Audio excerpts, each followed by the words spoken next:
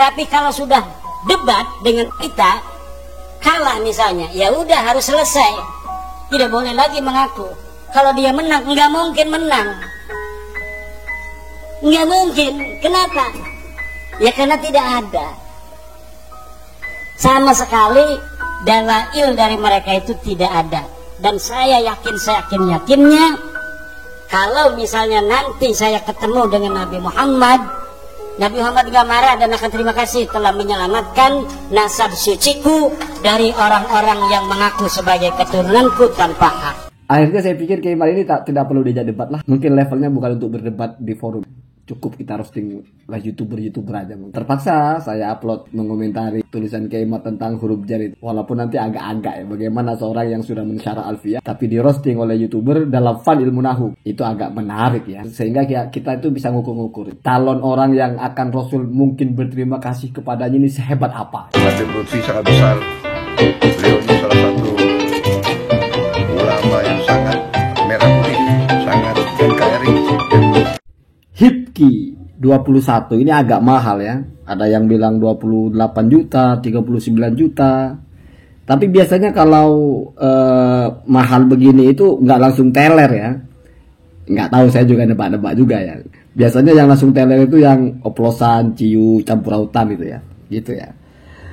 Nah kemudian sebetulnya Kiai Imad ini ya, kalau misalnya berani berdebat ya, oh bukan berani ya, kalau misalnya nggak terlalu banyak persyaratan gitu, kalau misalnya dianggap menjelaskan nasab Alawi dengan perdebatan itu adalah jalan terbaik untuk berdakwah atau menyelamatkan umat atau bahkan menyelamatkan cucu Nabi Muhammad SAW dari pemalsuan, bahkan sampai-sampai nanti bisa-bisa Nabi itu berterima kasih, luar biasa ya. Saya belum pernah ada ulama setop apapun, hatta selevel Abu Bakar radhiyallahu anhu, nggak pernah ada bahasa Nabi akan berterima kasih gitu.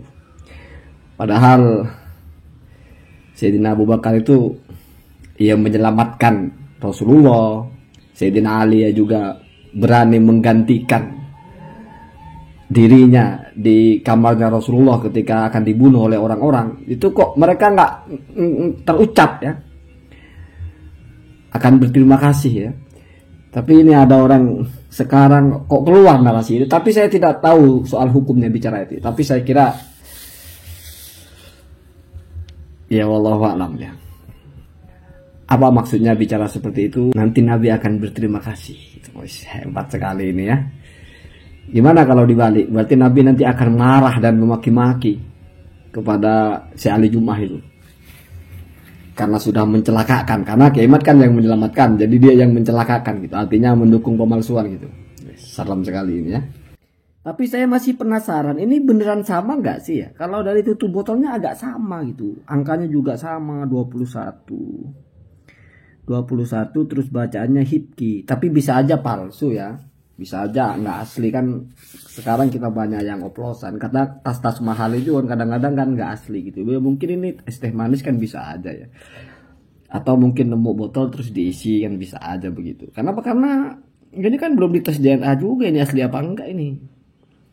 Terus kitab sezamannya juga belum tentu ada kan ini. Jadi kita tidak boleh menghukumi bener asli ini, harus kita tes icip dulu ya. Tapi kalau yang mencicipi juga nggak ngerti gimana? Dia nggak ngerti perbedaannya mana es teh manis, mana bukan, ya repot juga ini. Tapi harganya mahal ya, 29 juta. 29 juta kalau dijadikan gelas itu taruhlah sekali 10 kali minum lah, 10 gelas ya. Berarti satu gelasnya itu 2.900.000. Mahal itu ya. Kira-kira minuman yang mahal yang halal gitu ya, ada nggak ya? Penasaran juga minuman-minuman kayak begini nih. Tapi yang halal gitu. Kalau yang alkohol, yang minuman yang khamr itu banyak yang mahal-mahal memang. Tapi yang halal itu kayaknya nggak ada yang semahal ini. Apa yang mahal? Yang minuman terbaik yang halal itu air zam-zam, malahan kalau di Mekahnya malah gratis, ke sini mahal pun mahal ongkosnya itu. Ongkos bawaannya gitu ya. Tetapi ya kan bisa aja nggak asli juga ini. Nah masalah debat itu Kiai Imad ini keseringannya itu muncul persyaratan belakangan sih. Repot kalau persyaratan belakangan itu. Mestinya persyaratan atau catatan itu langsung sekalian gitu, sekali ngomong gitu. Kalau muncul syarat belakangan ini susah ya. Sabarin orang mau beli kambing lah gitu. Sudah lihat kambingnya, saya beli kambing kamu ya. Ya, sudah mau bayar. Oh, tapi ada syaratnya. Apa syaratnya? Kambing kamu harus dimandikan dulu. Sudah dimandikan. Sudah dimandikan, udah bersih mau dibayar. Oh, ada syaratnya. Apa lagi? Kambing kamu ini kukunya dipotong dulu, dirapiin. Oke, dipotong dulu lah, dirapiin kukunya ya. Gak tahu gimana cara motong kuku kambing itu. Mungkin bagian bawahnya itu ya.